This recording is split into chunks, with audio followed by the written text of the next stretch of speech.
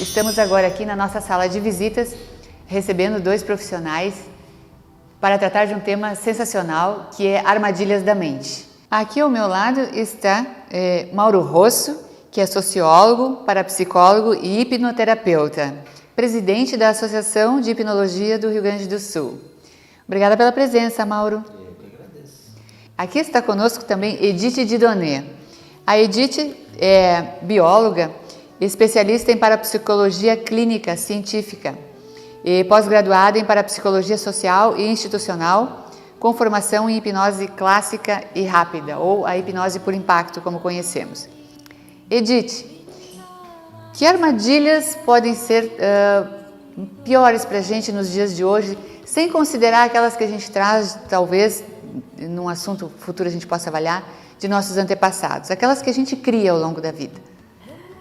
Pois é, cara, essas armadilhas são situações ou fatos que o ser humano vivencia ou convive sem a atenção consciente, né? Então, são fatores gerados quase que automáticos, mecânicos, né? Independente da sua vontade, devido a determinadas situações, né? Pode ter relação com a sua vida desde a sua concepção, no seu dia a dia, na própria convivência do dia a dia, né? Então isso é muito relativo de cada pessoa, de como ela vê, como ela se sente, como ela está vivenciando os fatos no dia a dia. Pode ser armadilha e pode também ser algo agradável, depende da sua construção, da sua história, da sua vivência, da sua forma de ver a vida.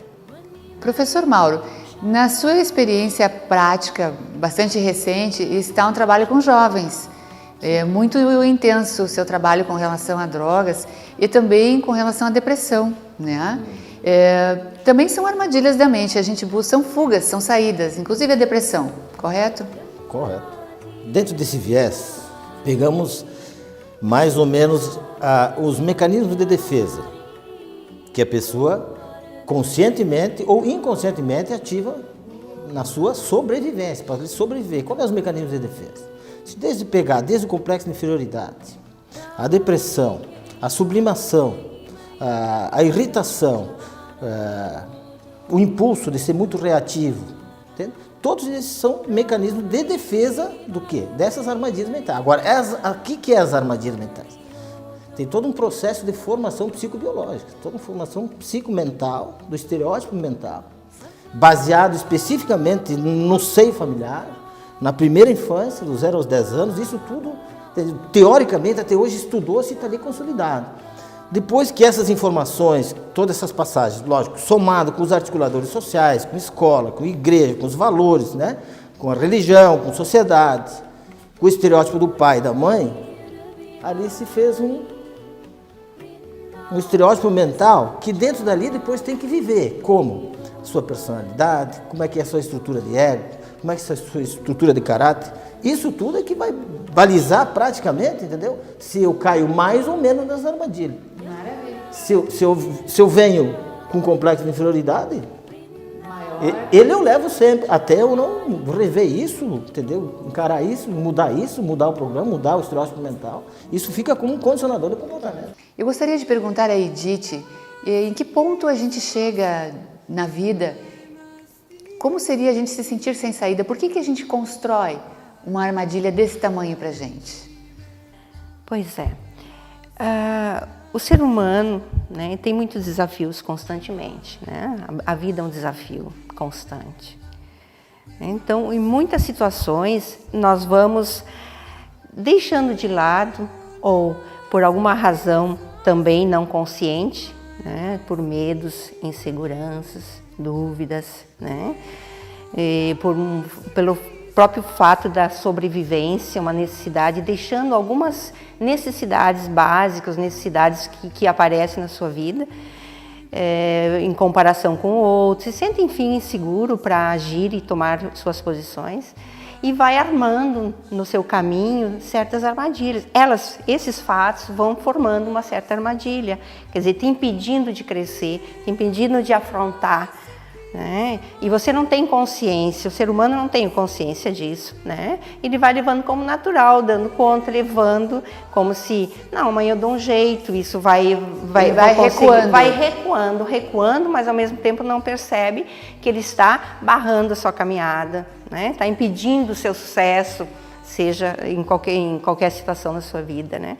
E quando chega numa determinada situação, não importa qual é o tempo, isso na adolescência, na fase adulta ou mais, que ele se afronta realmente com todas essas barreiras, aquilo que ele foi colocando na frente dos seus olhos, não de fato consciente, ele vai colocando aquelas barreiras, ele vai conseguindo passar no seu dia a dia, mas chega um momento que aquilo ficou maior do que o passo que ele possa dar.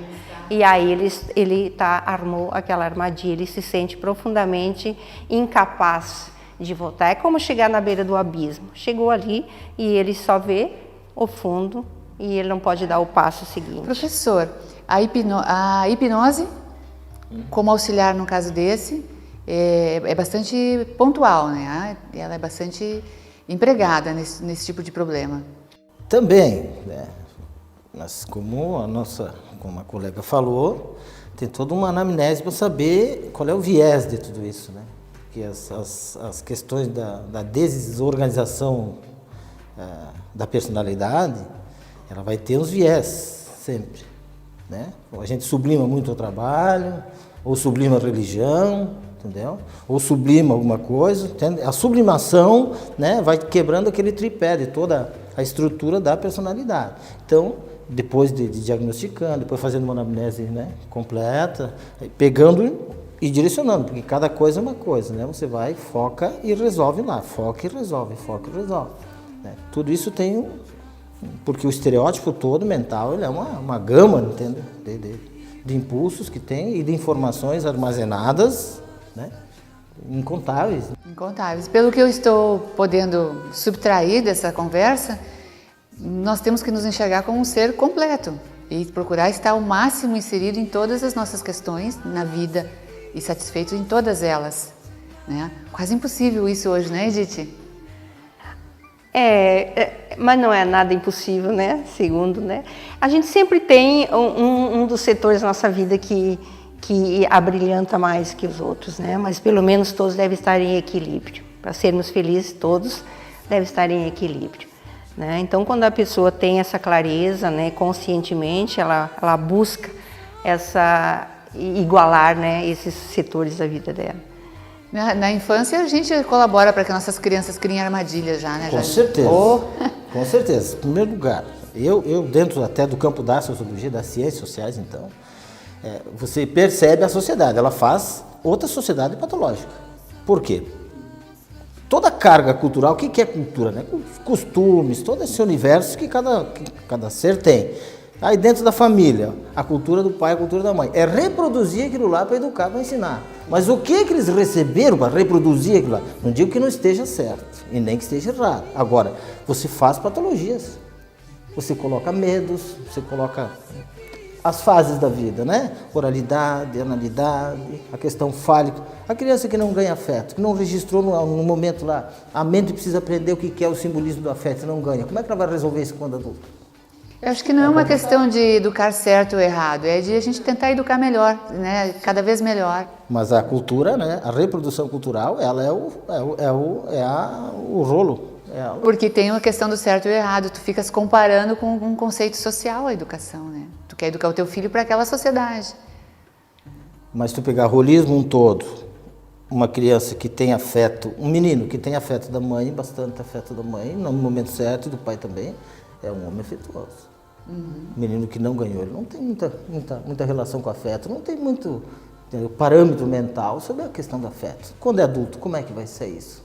Aí uma pessoa exigente de afeto, carente de afeto, aí os mecanismos de defesa, não te dou porque eu não ganho. E se eu não te dou, porque eu não tenho parâmetro de te dar. E só exijo e quero. Isso é bem... vai longe. Edith, como é que a gente faz para não cair numa armadilha em tantas armadilhas e chegar assim num ponto sem saída às vezes? Porque o ponto sem saída ainda não chegou para nós, a gente só vai criando ele ao longo da vida. Ainda mais na era que a gente está, onde está se privilegiando conhecimento geral de tudo. Mas o autoconhecimento está ficando um pouquinho para o segundo plano, né? Justamente, o autoconhecimento é buscar a sua história, né? A sua formação, a cultura, né? E todos os fatores. E aí ela vai se percebendo mais. Ela sabe discernir, diferenciar o que está bem e não está bem na sua vida. Né? Ela tem que ter consciência dela, né? Estar mais consciente, né? Embora o consciente estamos só conscientemente como no foco de atenção. Então o que precisa mais? As pessoas se focarem mais nelas mesmas. Maravilha, maravilha. Eu queria complementar, cara, o que a colega falou do autoconhecimento. Isso é muito importante. O que é o autoconhecimento? Toda informação que se busca, e sabendo buscar a informação certa, pode ser através de cursos, palestras, leituras, mas que vai instrumentalizando a mente com ferramentas de conhecimento, isso aumenta a acuidade sensorial, a percepção dela sobre o mundo, sobre ela, sobre as coisas da vida. Isso que vai lhe dando, porque o conhecimento, ele, depois que a gente introjectou esse conhecimento, você está abrindo as cortinas do lado, deixando do lado as cortinas da ignorância. E essa percepção é que vai te alavancar uma qualidade de vida, porque você tem outra acuidade sensorial, percebe diferente, vê, faz leituras diferentes, entendeu? E vai se libertando até das suas armadilhas e de seus fantasmas, depois que vai conhecendo. Perde o medo de enfrentá-lo e tirá-lo do foco e ponto. Maravilha. Olha só, não vamos deixar os fantasmas guardados no porão, vamos jogar eles para fora, né? Muito obrigada, gente, foi um prazer.